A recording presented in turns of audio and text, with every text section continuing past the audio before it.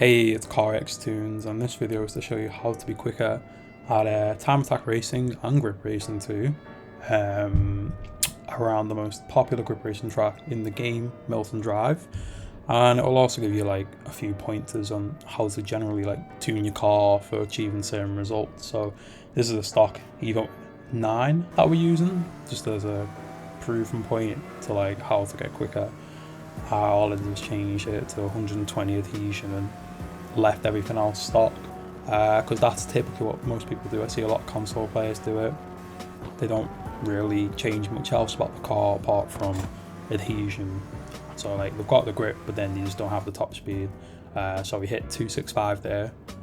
Not the quickest. I know this car can go significantly faster than that. This tune that we end up with isn't the tune that I finally used. I use a different tune. I use a tune that I've honed in for weeks doing it. It's actually the quickest Evo 9 in the game, the one that I use. But this one, it's good. It's quicker than 90% of the Evos you'll find. So all we do here is that we go back in after doing that first like test to show what our benchmark is, and now I'm increasing the tyre width. I increased the brakes beforehand, so I've got better stopping force. And the tyre width just helps with braking and slowing down, cornering speed as well. This car benefits a lot from a wide tyre width.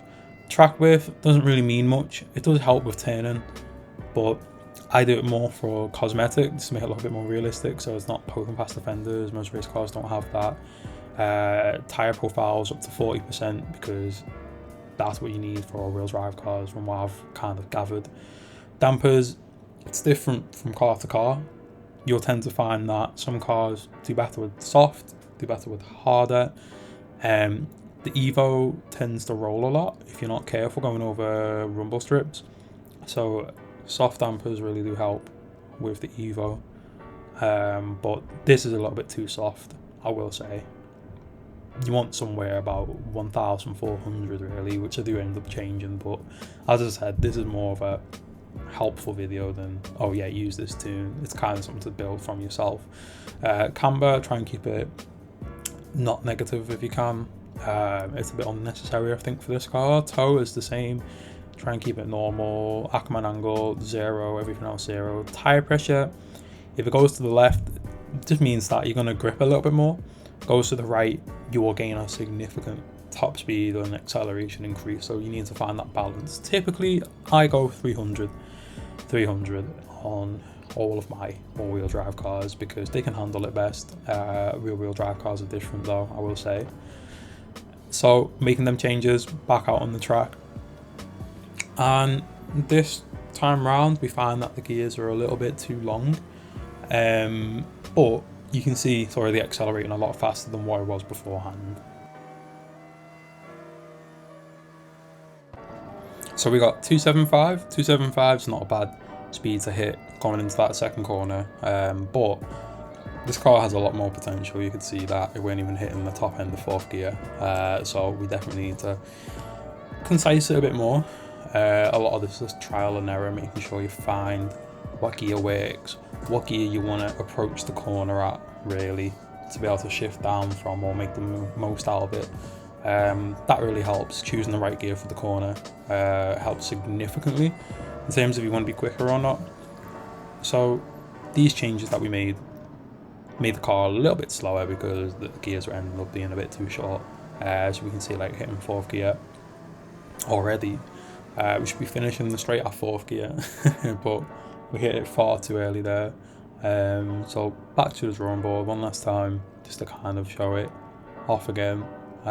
So longer gears, making sure they're a bit longer, not as short as what they were, because we actually want to be able to get to the top of fourth gear but at the same time not have too much headroom, because if we have too much headroom then we won't ever get to fifth gear and it just won't be optimized properly. So first corner, bit of competition going into that there from the R34. Got a good exit coming up, so you can see third gear, that's really good. But I think I made another change, can't remember what it was, but we'll see now what that was. So coming back up onto that first corner, but the final changes being made, I think it was just because it was a bit too long against it. I think third gear was a little bit too long for my liking. I think it was, yeah, you can see it's different now. So fourth, getting to the top of fourth gear, 270 there. Fifth, I probably shouldn't have shifted, to be honest, but we have a bit of a mess of that second corner, a bit of a slide on. However, you can see it's quicker. So by the end of this lap, you'll be able to see on the back straight that we end up getting to like 310 now. Time attack isn't just about top speed, but on this track it's about cornering speed, acceleration and top speed. So that is like what you need to prioritize in this track. You'll see a lot of people just not have those things in this game, because a lot of them are casual players.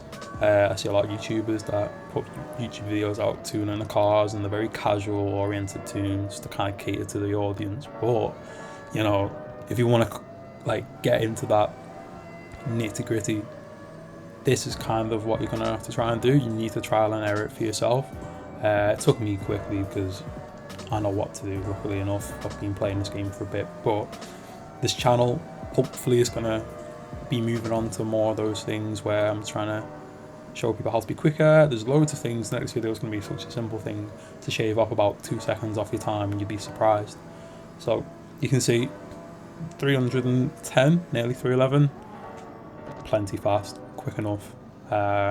Dampers are just the only thing now really that need a bit of stiffening up, but then that's it. I think this tune for a casual player that just wants to hop on, be competitive with a good tune is good enough.